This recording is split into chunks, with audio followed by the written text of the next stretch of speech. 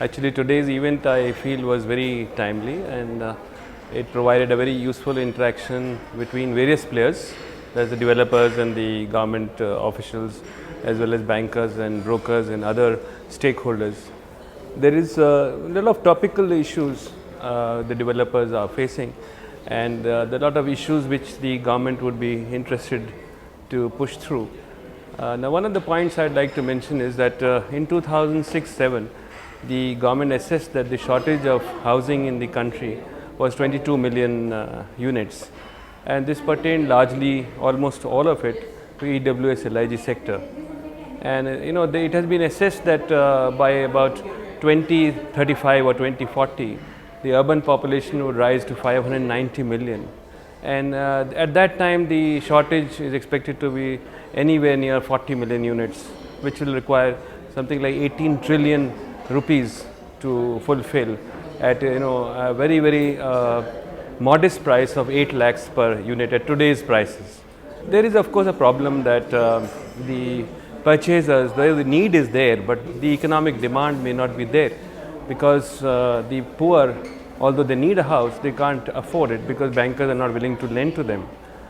But the answer to that is the microfinance institutions, which must be cultivated and by the government, in the sense the government should push more and more for microfinance institutions to come into play, and they lend to the poor on the basis of peer pressure, one person becoming the guarantor for the other and the other becoming guarantor to the first person.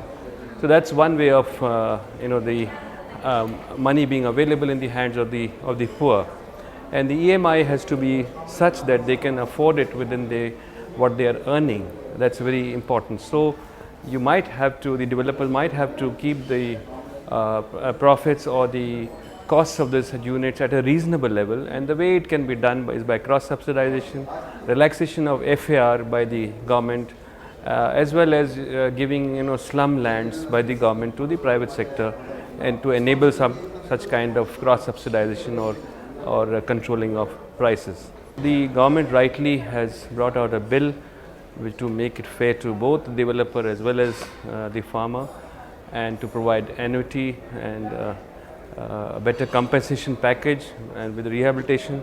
Now, this may raise the prices of the dwelling units, but that is inevitable, and to some extent the prices can still be controlled by allowing increased FAR. If you allow increased FAR, then smaller amounts of land can build up bigger spaces of built up space, and thereby the again controlling the prices. Several other issues were discussed.